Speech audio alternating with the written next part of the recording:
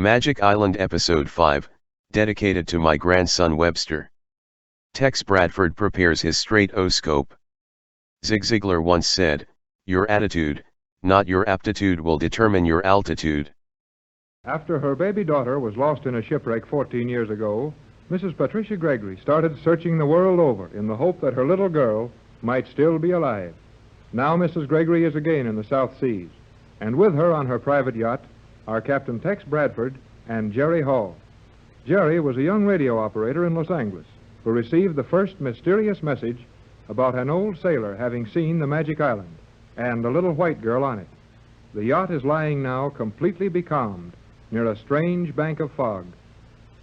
I tell you, you've got to believe me. You've got to believe me. Don't get so excited, Jerry. We can hear you without your shouting like that. Yes, take it easy, kid. Oh, I'm sorry. But this is something to get excited about. You know that fog bank over there is not fog, don't you, Captain Bradford? Well, it doesn't act like any fog I ever saw, Jerry, but what else could it be? But, Mrs. Gregory, you still think it's fog, don't you? What else can I think? Well, you can think about the story that the old sailor told and the Magic Island. That fog, well, or whatever it is out there, is just where the old man said we'd find the island, isn't it? Right to the inch, boy. And this yacht was up against it, in it. But we didn't get wet or cold from it. Fog is wet, isn't it? Yes. Yes, of course. And Captain Bradford's fog machine has always made a hole through every other fog he tried it on, hasn't it, Tex? I've never found another fog that machine wouldn't penetrate to a point of fair visibility. Then that stuff over there is not fog. It isn't wet, and your machine didn't even start to go through it. It looks just like a wall made of gray stone or cement. Tex, you're not really convinced about this, are you? I've lived a long time without seeing anything that looked like magic, as Jerry likes to call it, but I've never seen anything like this. Well, I don't know whether it's magic or not, but it's sure funny. And there's another mighty funny thing about this whole business. What else? This ocean is too smooth right around the edge of that fog. Look farther away on the sides and behind us. The water is rough enough, but here, right here near that fog bank, the water is as smooth as glass. The boat isn't even rolling. I noticed that, Jerry, and I don't like it. Then there is something mysterious about this place. And if the island... Oh, if the island could only be here, and my little Joan alive and well on it. Well, I don't know about the island, but I do know we ought to find out more about that fog stuff. Why not try sailing around it? Maybe we can see something from the other side. Well, we did. What's the use? You couldn't see anything? Tex, you've seen something you're keeping from Jerry and me. You do know something about that fog bank. Do you, Captain Bradford? Do you? Well, I didn't want to tell you. It doesn't help matters a bit. There's no use of all of us worrying about the impossible. But I do know a little more about that fog bank than you two. Don't treat me as if I were a child. What is it, Tex? Oh, we're stuck so bad now that a little more won't scare me any worse. What did you find out, Captain? Well, you and Mrs. Gregory remember that you spent a long time working over that chart while I was on deck? Yes. I mean, before I called you to come and look at the fog? Why, we were talking about Joan and the Magic Island and all. I guess we did talk a long time. What were you doing, Tex? Well, I was on the bridge, and the skipper will tell you this is the truth. Yes? Go on. Go on. Well, we have sailed around that fog bank. We've sailed around it. Gee, well, what was on the other side? A fog bank. Oh. Then it is just fog. Wait, Mrs. Gregory. Go on, Captain. There's more, isn't there? There's a whole lot more. From the circumference of the circle we described in rounding this thing, it must be about half a mile around it. Possibly a little more. And it's perfectly round. That doesn't tell us much. I want to hear it all, Tex. No, I don't want to get you all worked up over it. May not mean a thing. But our instruments read exactly the same on all four sides of that fog. What? You mean they didn't change at all as you went around? That's it. And from our solar readings and my radio beam check, that reading is correct. Correct to a fraction of a second, but... But what? Hurry. Hurry and tell us, or I'm going to pass out. The readings we took all around this thing belong in the center of it. Everything reads to a perfect center when you're sailing around the edge of that fog. Then a regular vessel, I mean one that just sailing through here on a regular run, would skirt around that fog without knowing they'd run off their course. I guess they would. We found nothing to indicate our course had been changed. And if we weren't looking for trouble, we would have figured the same as any other navigator, that we were just passing a small fog bank and not being compelled to follow a distorted curve around it. Then that means just one thing. There is something behind or in that fog. Something. And that something is... I'll bet it's the Magic Island. Oh, golly whiskers. We're here. We found it. Gee, Mrs. Gregory. Now we'll get your little girl back. Not so fast, son. Even if there is an island there, what can we do about it? The yacht won't go through the fog. We tried that. Then let's figure why it won't go through it. That's out of the question, isn't it? Nothing is out of the question with Tex and I to figure things out. Well, just leave me out of that, Jerry. You figure this yourself. I'm stuck. Well, if we can't sail through it, there's something funny about it. And something funny about a fog means it's being done on purpose. Jerry, you mean it isn't just a natural phenomenon? That the fog is man-made, controlled? How about those instruments, Captain? And the fog holding the boat just like a magnet. That's it. Magnet. Oh, giggling goldfish. Why didn't I think of that before? That fog is magnetized. That's my idea, boy, but I hated to make such a wild statement. Well, that sounds possible.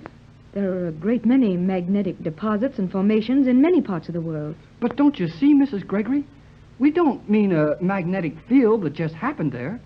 That fog has been magnetized by somebody or something. Do you think that's possible? You're not just excited and running away with yourself, Jerry. Well, if he is, I'm running way ahead of him.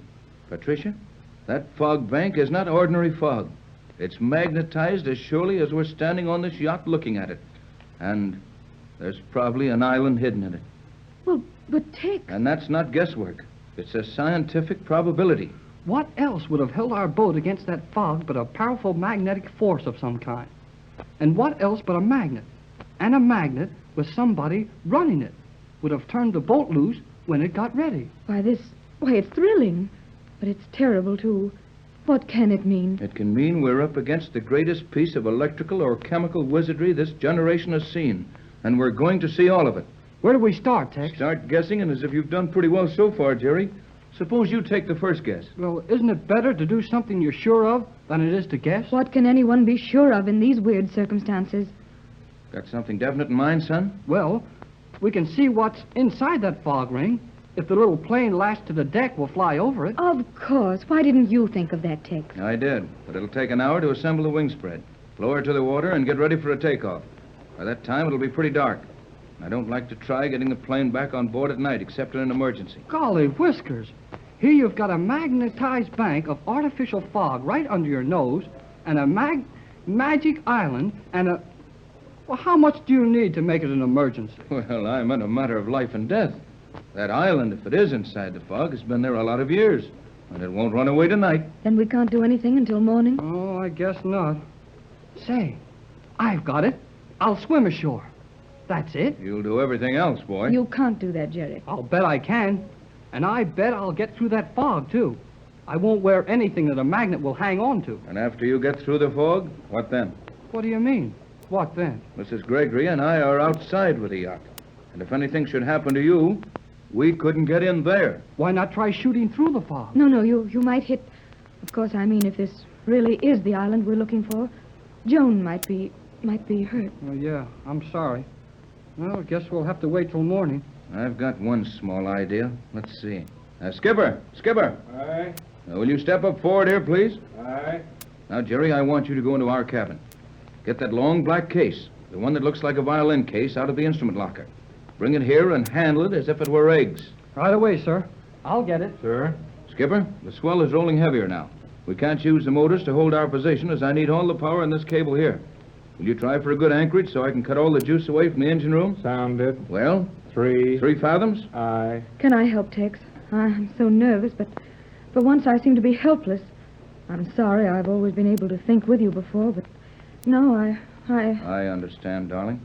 Tex, I didn't say anything. I know you didn't, but I'm glad you said it. Oh, I suppose I shouldn't have. You shouldn't, and I've been waiting years to hear it. Patricia, Here's the case, Captain Bratt. Oh, golly whiskers. I guess you forgot the case, didn't you? I'll go back and bring it in again if you want me to. No, Jerry. You just rescued me in time. You don't yell for help very loud, do you? Now, Jerry, come on. Let's hook up the machine. Break that cable. Bring the shielded lead plug over here while I open the case.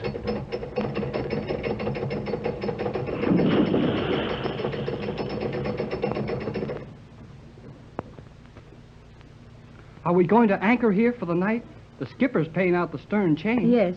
Tex thinks we'd better not move till morning, and the skipper reports sounding's okay for a good anchorage. Can I help with the machine? Not yet, Jerry. I'm a little afraid to have anyone but myself handle it until it's set up. It's sure a funny-looking thingamabob. What is it? I never saw this before either, Tex. Is that what you've been working on so secretly in the laboratory? I've done nothing else for over a year, and it's perfect. What is it? Well, I haven't named it officially yet, but I think I'll call it my stratoscope. Stratoscope? Well, what does that mean? Well, it's a combination of strata and scope, as from stratosphere and periscope. In other words, it will do through the air and at tremendous altitudes and distances what the periscope will do within a very limited range. I think it sounds lovely, Tex, but what will it do? Left you behind that time, eh, Pat? How about you, son? I think I know what you mean. You can look away up in the air, then away over someplace, then down again, like seeing over the horizon. Isn't that it? That's it exactly, Jerry, and I know it works. I've tried it over a 300-foot building. When I was on the ground on one side, the objective was on the ground on the other side, and I saw it. And now you're going to look over that fog and down onto the island. Oh, can we? Really? I'm getting excited now. You see, it's a case of plotting the trajectory of the wave curve I'm sending out.